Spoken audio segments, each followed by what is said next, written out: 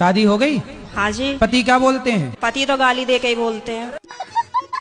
नहीं तो आपको गाली ही देते हैं, कभी प्यार भी करते हैं? प्यार पता नहीं कैसा प्यार है, समझ में ही नहीं आया आज तक 18 साल में। तो आप अपने पति से खुश हैं कि नहीं? गाली देते हैं वैसे तो ठीक है। तो कोई बात नहीं, कान में रुई लगाए रहो, सुनते रहो, क्या करोगे? कई बार लगाने की कोशिश भी करी है, फिर मुझे सुनाई नहीं आता, औरों की भी बात सुनाई नहीं आती सर।